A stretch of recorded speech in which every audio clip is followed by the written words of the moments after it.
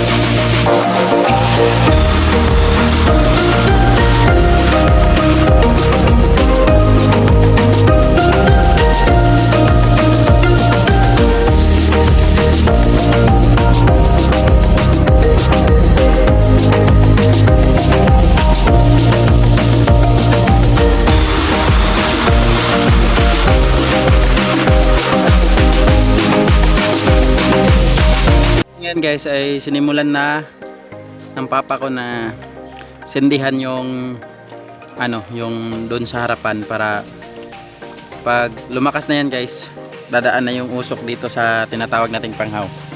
Ito guys, dyan dadaan yung usok dyan. So samahan nyo lang kami guys, papakita ko nga pala sa inyo kung paano sinindihan ng papa ko. Let's go. So ganyan po yung paraan ng pagsindi niyan guys. After nyan, ilalagay na yung kahoy na siyang magbibigay ng ng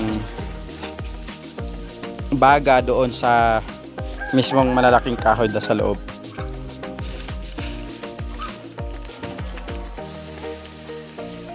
Tapos mamaya guys, papakita ko sa inyo na pwede nang takpan dito, at saka yung lalabas na yung usok doon sa doon sa uluhan niya, dito sa tinatawag nating panghaw.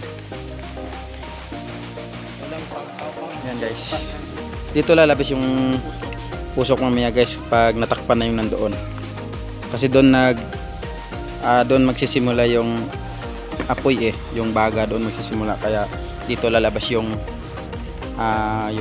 yung usok. So samahan nyo ka guys hanggang sa ma-harvest to, update ko kayo. Bye bye.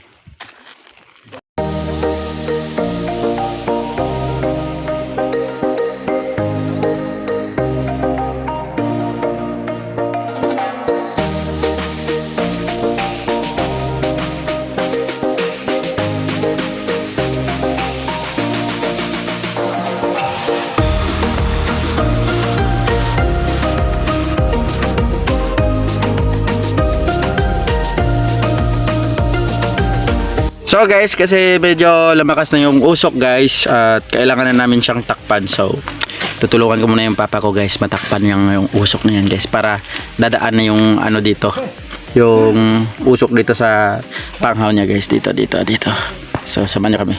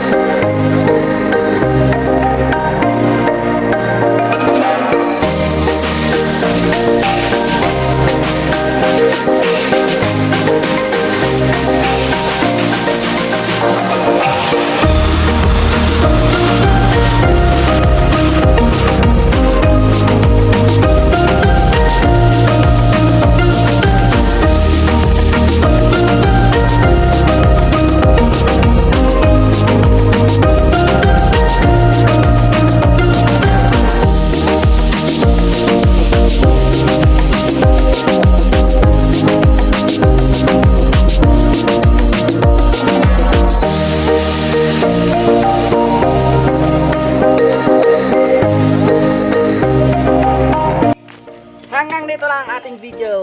Bye-bye.